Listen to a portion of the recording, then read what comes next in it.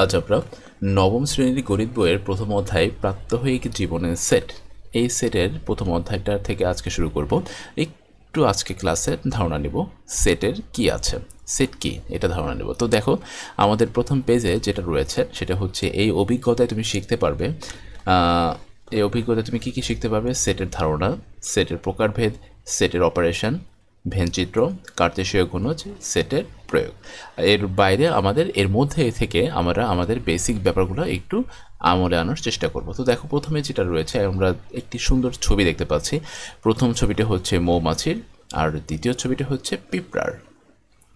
এখন এইখানে ওরা কি বলা হয়েছে, আর তুমি দেখতে পাচ্ছ এই মৌমাছিটা একটা বৃত্ত আটকে বসে আছে, অপরদিকে পিঁপড়াটাও কিন্তু একটা বৃত্ত আটকে বসে আছে। আমরা দেখতে পাচ্ছি এই বৃত্ত দুইটা কিন্তু আবার একে অপরকে ছেদ করেছে। এরপরে আমরা ভিতরে কি দেখতে পাচ্ছি? আমরা দেখতে পাচ্ছি এইখানে 1 2 3 তিনটা লাইন রয়েছে, আবার এই ডান পাশে 1 2 3 তিনটা লাইন রয়েছে। আর এই যে বৃত্ত দুইজন ছেদ করলো সেই অংশেও কিন্তু তিনটা লাইন রয়েছে। এখন এখানে তুমি একটু খেয়াল করো কি কি লেখা রয়েছে। মৌমাছি উড়তে পারে, মধু আহরণ করে, আর হচ্ছে এখানে খোলা স্থানে বাসা বাঁধে।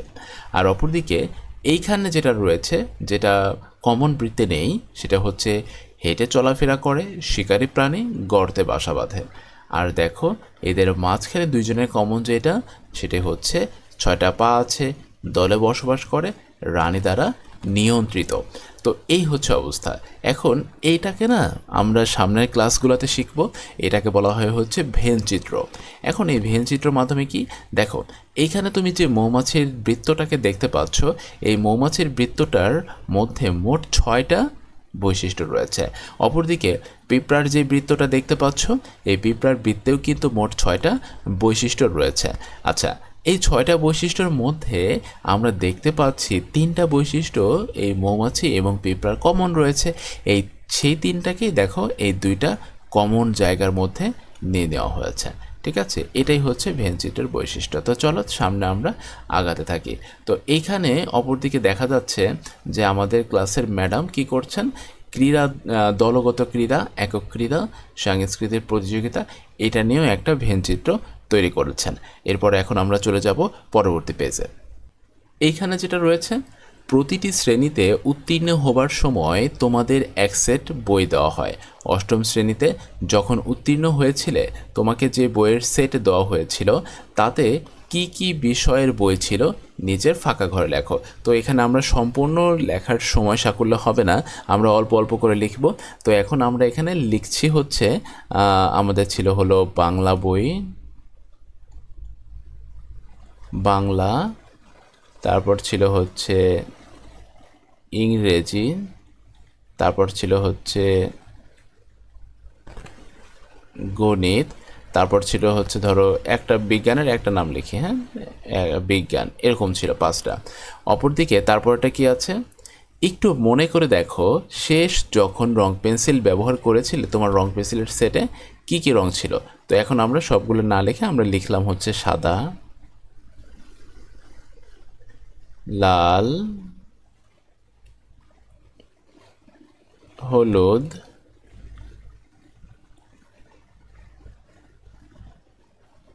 কালো। ঠিক আছে, এরকম আমাদের কিন্তু 12টা রং ছিল, সে 12টাই তোমরা এখানে লিখবে।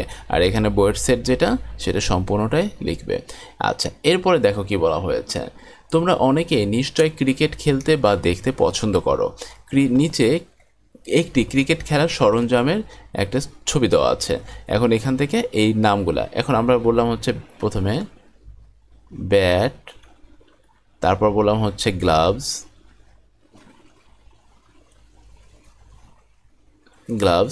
তারপর আমরা এখানে বললাম হচ্ছে বল, ধরো বল আছে আমাদের, বল। ঠিক আছে, এইগুলো হচ্ছে আমাদের ক্রিকেট খেলার সরঞ্জাম। তো এখন এখানে আমরা প্রথমে যেটা লিখলাম সেটা হচ্ছে আমাদের বইয়ের তালিকা, দ্বিতীয়টা রঙের তালিকা, তারপর হচ্ছে ক্রিকেট খেলার সামগ্রীর তালিকা। এখন যেটা বলা হয়েছে, তোমরা এতক্ষণে বুঝে গিয়েছো আমরা বিভিন্ন জিনিসের সেট নিয়ে আলোচনা করছি। তোমরা দেখলে পাঠ্য বই, রং পেন্সিল, ক্রিকেট খেলার সরঞ্জাম ইত্যাদি সব কিছুরই সেট হয়। তোমাদের শ্রেণীতে যতজন শিক্ষার্থী রয়েছে তাদের নিয়ে একটি সেট হতে পারে। বাংলাদেশের জাতীয় পতাকার রঙের একটি সেট হতে পারে। তোমার পড়ার টেবিলে যা যা রয়েছে সেগুলো নিয়েও একটি সেট হতে পারে। এ তো গেল বাস্তব বস্তু। বিমূর্ত বস্তুরও সেট হয়। বিমূর্ত বস্তু মানে হচ্ছে যেগুলো আমরা চোখে দেখি না, যেরকম তোমার বিদ্যালয়ের ফুটবল খেলোয়াড়ের নামের সেট, আবার বিভিন্ন সংখ্যার সেটও হতে পারে, যেরকম আবার পূর্ণ সংখ্যার সেটও হতে পারে। আচ্ছা, এরপরে যেটা বলা হয়েছে, জেনে রাখো সেট তত্ত্বের জনক হলেন জার্মান গণিতবিদ জর্জ ক্যান্টর। হ্যাঁ, তার জন্ম জার্মানিতে। ক্যান্টর এবং তার আজীবনের বন্ধু রিচার্ড ডেডকিন্ড চিঠি আদান প্রদান করে একমত হন যে সেট হলো সসীম বা অসীম বস্তুর একটি সংগ্রহ যা একটি নির্দিষ্ট বৈশিষ্ট্য ধারণ করে এবং প্রতিটি বস্তুর স্বতন্ত্রতা বজায় রাখে। তাহলে আমরা বলতে পারি বাস্তব বা বিমূর্ত বিভিন্ন বস্তুর সুনির্দিষ্ট সংগ্রহকে সেট বলে। আচ্ছা, এবার চলো আমরা কিছু নিজেদের মতো কিছু উদাহরণ দেখে নিই। সেটি হচ্ছে, ধরো এই মুহূর্তে তোমার টেবিলে কি কি আছে? তোমার পড়ার টেবিলে আছে হচ্ছে কলম, হ্যাঁ, তারপর আছে হচ্ছে বই, তারপর আছে হচ্ছে ধরো জ্যামিতি বক্স, ঠিক আছে, জ্যামিতি বক্স। তারপর আছে ধরো হচ্ছে আর কি থাকতে পারে, খাতা।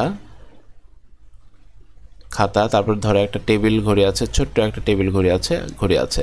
তোমার আম্মু এই মুহূর্তে রান্নাঘরে আছেন, তার হাতের কাছে কি কি আছে? চুলা, তারপর আছে হচ্ছে হাঁড়ি, তারপর আছে হচ্ছে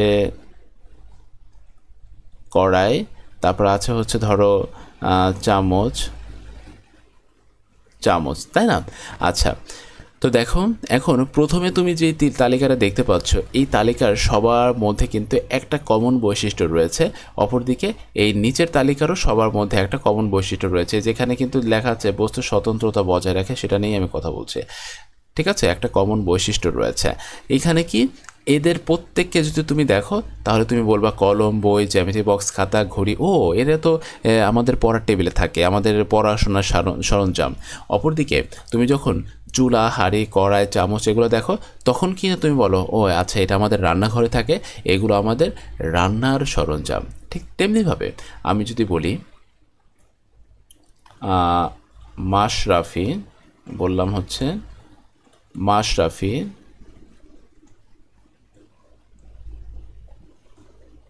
মুশফিক,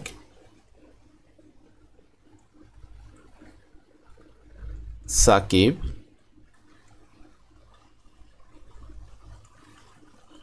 রিয়াদ, তামিম, তাই না? আচ্ছা, তাহলে এদের সবাইকে দেখলেই কিন্তু আমার মাথায় এই মেসেজটা আসতেছে, আচ্ছা এরা হচ্ছে ক্রিকেটার। ঠিক আছে, এরা হচ্ছে বাংলাদেশ ক্রিকেটার। আর অপরদিকে তুমি যদি বলো হচ্ছে মেসি,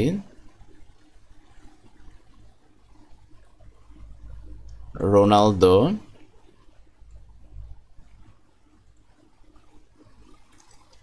নেইমার, এদেরকে দেখলে মনে হবে হচ্ছে এরা সবাই হলো ফুটবলার, তাই না? এতে দেখো তো, এখন তুমি এখানে যে 4টা লিস্ট দেখতে পাচ্ছ, এই 4টা লিস্টেরই কিন্তু একটা স্বতন্ত্র বৈশিষ্ট্য রয়েছে।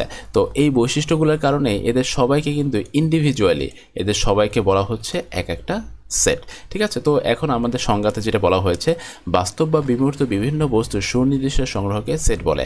এখন আমরা যদি এগুলোকে এলোমেলো করি তাহলে সেটা কি হবে না, তখন সেট হবে না। তো আজকে আমরা দেখতে পেয়েছি সেট কাকে বলে, তার সাধারণ একটি ধারণা আজকে আমরা নিতে পেরেছি। তো দেখা হচ্ছে পরবর্তী ক্লাসে, ততক্ষণ পর্যন্ত নিজের যত্ন নেবে।